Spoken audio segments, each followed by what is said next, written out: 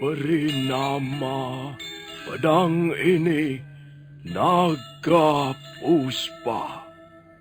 Selamatkan dia. Jangan sampai jatuh ke tangan pendekar berwatak jahat.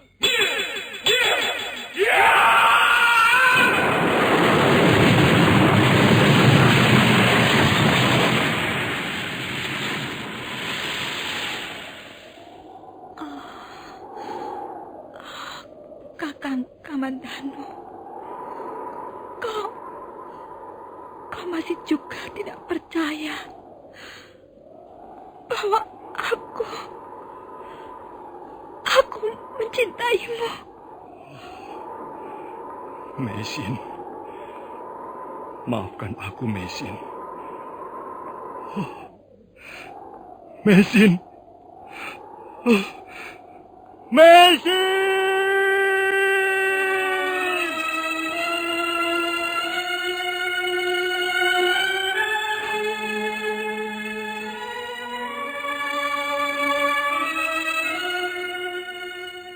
Tutur Tinular.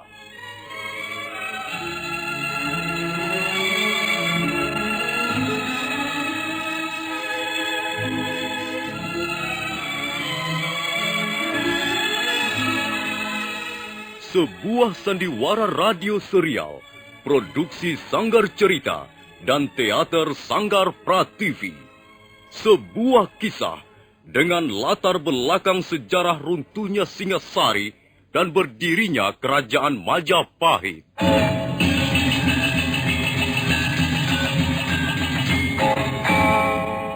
Sandiwara ini didukung oleh pemain-pemain radio yang sudah ternama. Ferry Fadli, Ivone Rose, dan Eli Ermawati.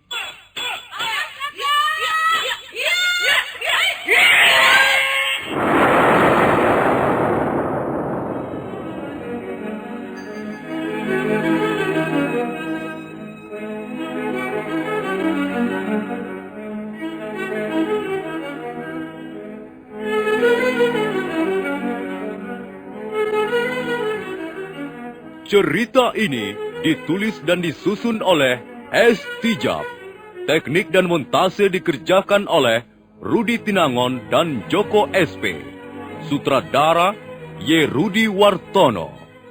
Kali ini mengetengahkan episode ketiga dengan judul Daun-Daun Bersemi Lagi.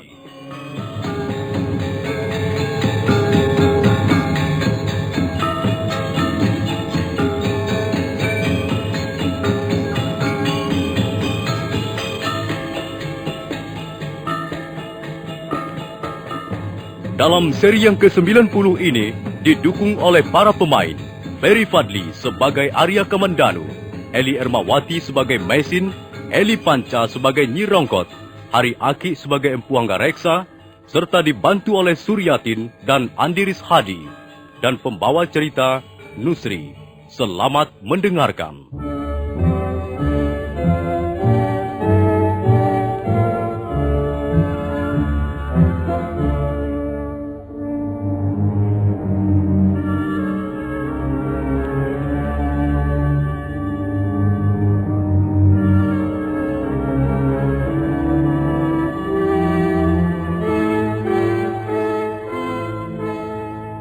Arya Kamandanu mengantar Mesin sampai ke pintu serambi depan. Malam sunyi dan lengang. Arya Kamandanu mengintip dari celah-celah dinding dan dia melihat Mesin melangkah ke halaman. Tanpa menengok kiri kanan, Mesin terus melangkah dan sebentar kemudian bayangannya sudah lenyap di dalam kegelapan.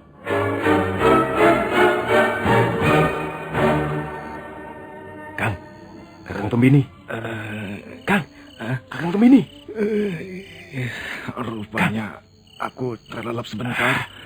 Kang, wanita itu keluar, Kang. Kakang tidak melihat ya? Kang, aku ngantuk sekali. Aduh, aku baru saja terlelap sebentar. Apa katamu? Wanita itu bagaimana? Dia keluar rumah, Kang. Dia berjalan bergegas menuju ke sana. Apa kau tidak salah lihat? Aku masih melek, Kang.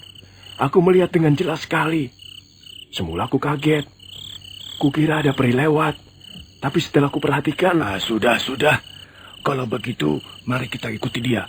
Jangan membuang-buang waktu dan kesempatan.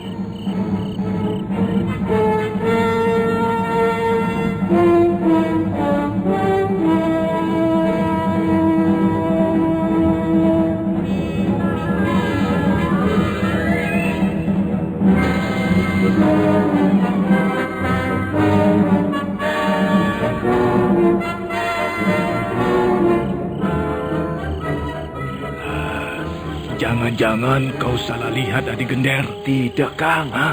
Mataku ini melek dengan baik. Jelas wanita itu keluar dari rumah. Dia melangkah agak terburu-buru, Kang. Sepertinya ada yang akan ditemuinya. Tapi dia bisa hilang cepat sekali. Iya, Kita sudah setengah berlari mengejarnya. Itu dia, Kang. Itu dia. Oh iya.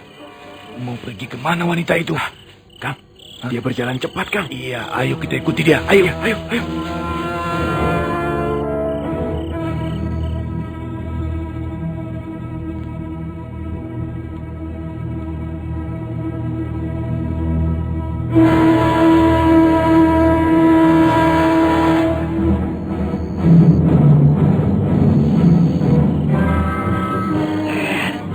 Mengapa Angger belum juga menyusul? Aduh, Bibi khawatir. Bibi takut mereka akan menyakiti Nona Mesin. Mesin itu juga seorang pendekar, Bi. Dia cukup mampu menjaga dirinya dengan baik. Dan lagi dia sudah berjanji akan menunggu aku di tempat tertentu. Kalau aku langsung menyusul, aku takut dua orang itu curiga. Lebih baik ku tunggu sementara waktu. Apakah pedang itu kepunyaan Nona Mesin? Iya, Bi. Pedang ini dulunya milik seorang empu.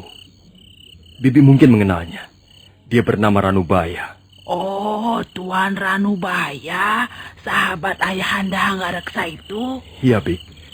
Pedang ini sangat ampuh. Namanya pedang Naga Puspa. Karena suatu sebab, Paman Ranubaya lalu mempercayakan pedang ini pada Tuan Lu, suami Mesin. Dan setelah Tuan Lu meninggal, pedang ini sekarang menjadi tanggung jawab Mesin. Bibi sudah sejak dulu melihat pedang itu tergeletak di atas pembaringan Nona Mesin. Bibi agak heran juga tadinya. Nona Mesin, wanita secantik dan selembut itu, kok menyimpan pedang sebesar itu?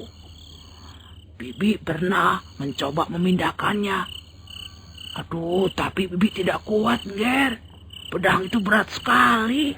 Pedang ini di samping ampuh juga mempunyai sejarah yang menarik, Bi. Pedang ini seperti sebuah lambang.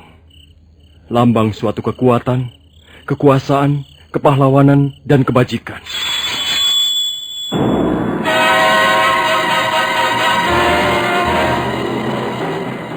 Arya Kamandanu menarik pedang itu dari warangkanya. Seketika ruangan menjadi merah seperti disiram bara api. Nyi Rongkot mundur sambil terenganga keheranan. Dia melihat Arya Kamandanu dengan wajah membayangkan rasa takut dan ngeri. Dia melihat wajah putra Empu Hanggareksa sepertinya berubah karena pantulan pamor pedang yang menyala-nyala. Oh, sudah, Nger, sudah. Aduh, masukkan pedang itu. Masukkan kembali ke warangkanya, Ger. Oh, Bibi takut, Ger. Badan Bibi jadi gemetar. Angger seperti berubah menjadi orang lain. Ketika menghunus pedang itu, Angger seperti kemasukan roh dewa pencabut nyawa. Bibi tidak usah takut. Biarlah pedang ini di sini. Kuncilah pintu ruangan ini dari luar. Kukira sudah saatnya aku harus menyusul Mesin. Oh, iya, Angger. Apakah Angger tidak jadi membawa pedang itu?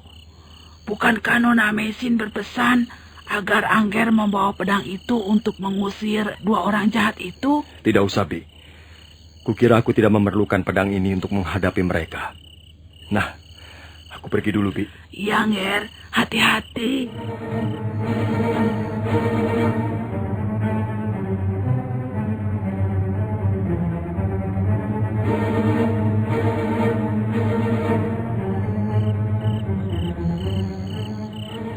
Ih, ada pedang kok seperti ini.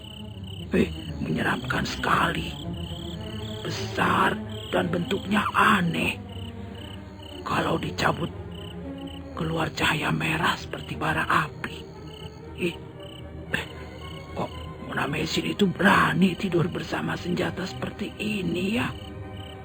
Kalau aku, diupah 10 ringgit tidak bakal mau. Sudah lebih baik aku kembali ke kamarku saja.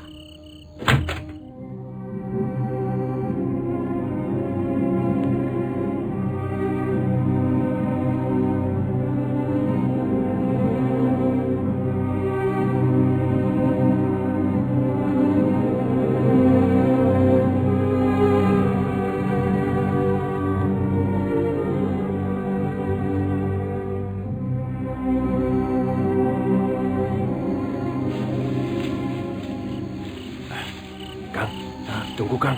Apa? Tunggu. Barangkali wanita itu setan, Kang. Masa dia bisa hilang lagi? Tadi dia di sini, sekarang dia sudah lenyap lagi. Pokoknya dia harus bisa kita tangkap. Nah, itu dia. Itu dia muncul dari balik pohon besar itu. Ayo cepat, adik. Kita sergap dia. Tunggu, Kang. Tunggu apa lagi? Ayo cepat. Nanti dia lenyap lagi. Dia memang pintar sekali menghilangkan jejak. Kalau tidak begitu, dia tidak akan menjadi pelarian dan gambarnya dipajang di mana-mana. Cepat, adik Gender. Tunggu, Kang, tunggu. Kita sudah mengikuti wanita itu sampai ke batas desa ini, Kang. Iya, kita bukan hanya akan mengikutinya, tapi akan menangkapnya. Kang. Tapi wanita itu agaknya akan membawa kita ke suatu tempat tertentu, Kang. Bukankah di depan itu ada sebuah makam tua? Mungkin wanita itu benar-benar orang halus, Kang. Mungkin dia hantu makam tua di depan itu, Kang. Sekalipun dia raja hantu, kita akan tetap menangkapnya. Ayo cepat, nanti dia keburu dapat menghilangkan jejak. Dan kita gagal memperoleh 200 ringgit.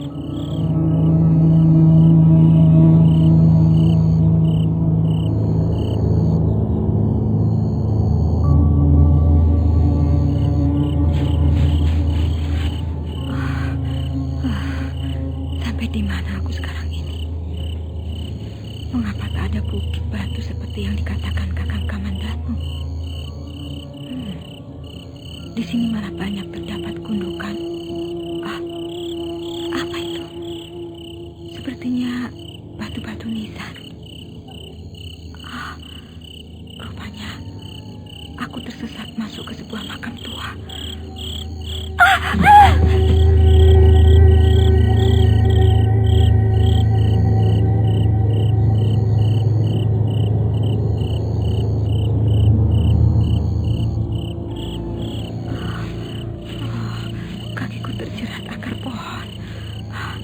Kalau sampai Kakang Kamandanu tidak dapat menemukan aku karena aku tersesat, pasti aku akan tertangkap.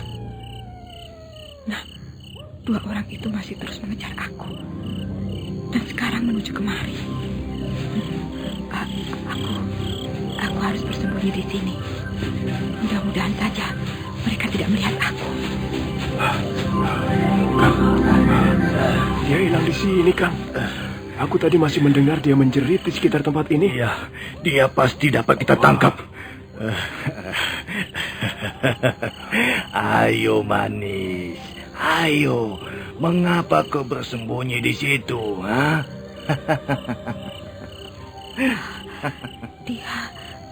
Dia rupanya melihat aku bersembunyi di sini. Awas tadi Gender, cepat kau hadang di sebelah sana. Dia bersembunyi di balik akar pohon besar itu. Ayo cepat.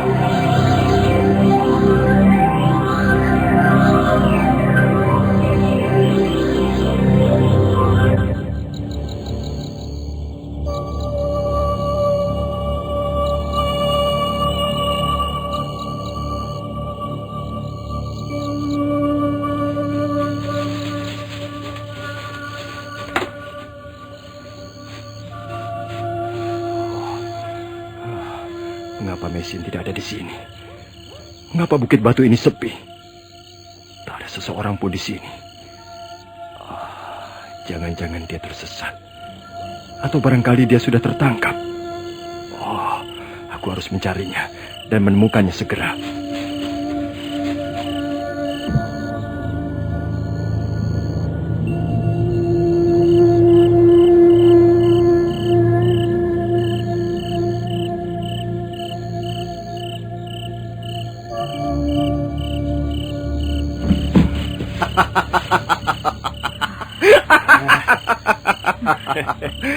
Mau lari kemana kau? Hah? Sekarang kau pasti akan kami tangkap. Aku tidak akan lari. Kalau kalian mau menangkap aku, silakan. Waduh, wanita ini bandel sekali, Kang. Dia masih terus akan melawan walaupun keadaannya sudah terjepit. Aku ingin tahu, apakah dia masih akan bandel kalau kedua belah tangannya sudah diringkus, ha? Iya! Ayo Legender, cepat tangkap dia! Kalau masih juga melawan, bunuh saja!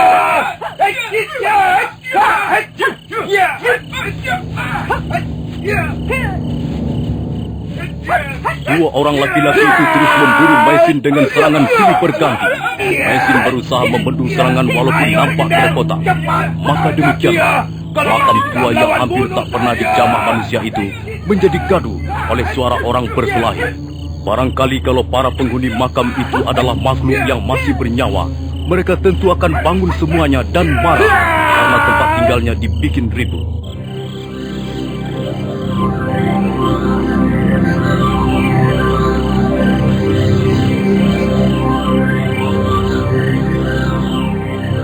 Keadaan Maisin kelihatan semakin gawat.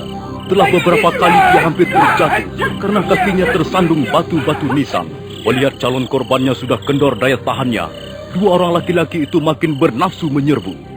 Tapi pada saat yang benar-benar sudah gawat, Maisin dapat melihat sebuah bayangan melayang ke arah mereka.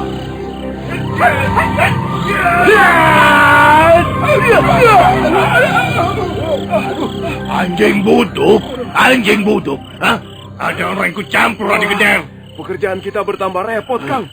Kalau orang itu tidak mengganggu kita, tentu wanita itu sudah bisa kita ringkus. Iya. Kau tidak apa-apa, Maisin? Tidak, Kakang. Baiklah, pergilah kau menjauh. Biar orang-orang ini aku yang menghadapi.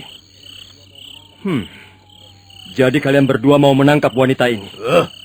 Sekarang bukan hanya wanita itu yang menjadi urusan kami. Ya, karena kau sudah mengacau rencana kami. Kau pun harus kami tangkap. Kalau melawan, akan kuremukkan kepalamu. Kecuali tentu saja, jika kau buru-buru minta maaf pada kami dan segera angkat kaki dari tempat ini. Sayang sekali aku tak dapat memenuhi permintaan kalian. Bahkan aku tidak akan membiarkan kalian pergi dalam keadaan hidup dari tempat ini.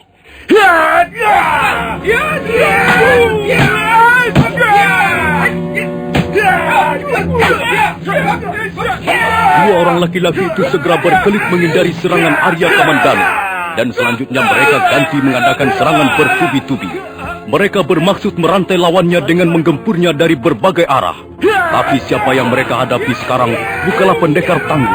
Apalagi ketika Arya Kamandanu mulai menggunakan ilmu kanuragan naga puspa tahap kedua. Dua orang laki-laki itu pun menjadi seperti orang-orang linglung. Arya Kamandanu masih sabar menunggu sampai 10 jurus. Tapi setelah menginjak jurus ke-11, dia pun nampak sudah tidak sabar lagi.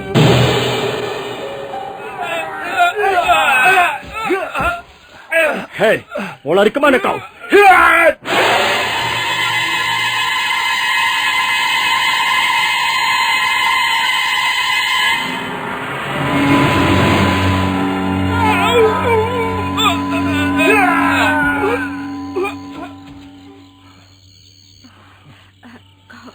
Kau tidak apa-apa, Kakang?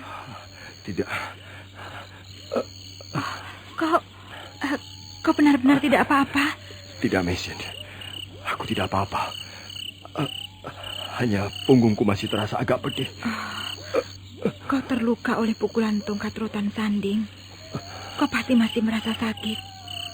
Untung kau dapat mengalahkan mereka, Kakang. Sudahlah.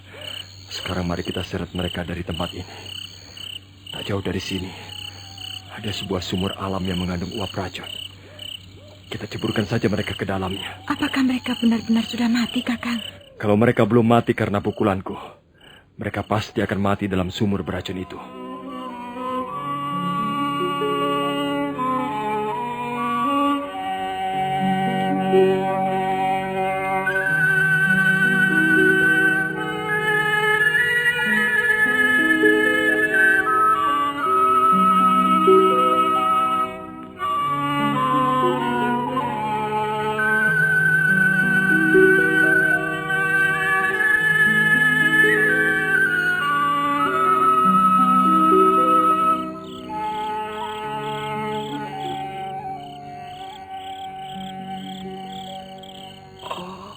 Kalian sudah kembali? Iya, Bi.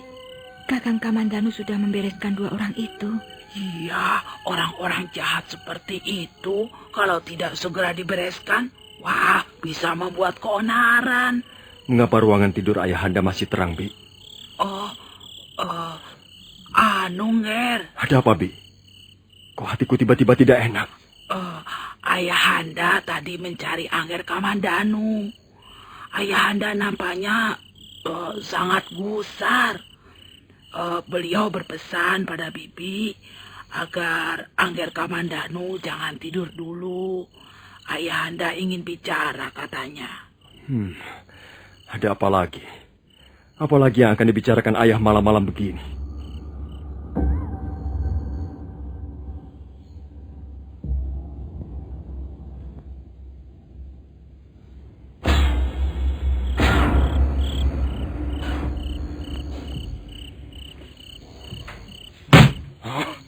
Aku dulu pernah berkata apa padamu, Kamandanu. Dan sekarang ternyata apa yang pernah kukatakan terbukti. Aku dulu pernah berkata bahwa wanita asing yang kau bawa ke rumah kita ini bisa mengundang masalah yang gawat. Nah, sekarang terbukti. Memang, ayah. Ada 2 orang yang belum dikenal mencoba menculik Mesin. Tapi niat mereka sudah berhasil saya gagalkan. Sekarang tidak ada masalah lagi. Kok bisa memastikan begitu? Bagaimana kalau mereka kembali lagi dan membawa teman-temannya atau membawa prajurit-prajurit Kediri? Hah? Kamandanu, aku ini sudah semakin tua, Le. Aku tidak ingin di rumah ini terjadi keributan. Aku ingin hidup tenang, seperti orang-orang tua yang lain itu. Jangan kau usik ayahmu ini dengan persoalan-persoalan yang berat, Le. Sebenarnya sudah tidak ada persoalan lagi, ayah. 2 orang itu tidak bakal kembali lagi. Mengapa kau bisa berkata begitu pasti? Hah? Mereka sudah saya singkirkan. Apa? Mereka memang berbahaya. Karena itu sudah saya bungkam mulutnya, ayah. Mereka tidak mungkin melaporkan pada siapa-siapa. Le, apa maksudmu dengan saya singkirkan? Apa maksudmu dengan saya bungkam? Hah? Kau sudah membunuh mereka. Hah? Ayo jawab, Kamandanu. Kau sudah membunuh orang itu? Iya, ayah. Saya terpaksa membunuh mereka. Nah, apa kataku? Apa kataku, Kamandanu? Bahkan tanganmu sudah kau lumuri dengan darah. Rumah ini sudah bau darah pembunuhan.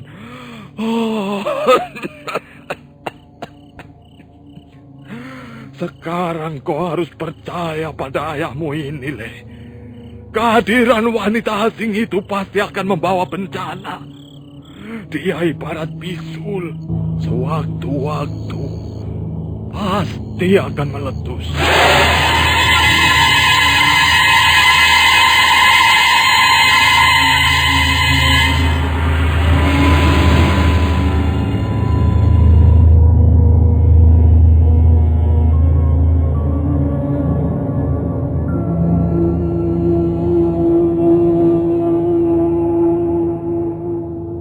Empu Hanggareksa benar-benar gusar.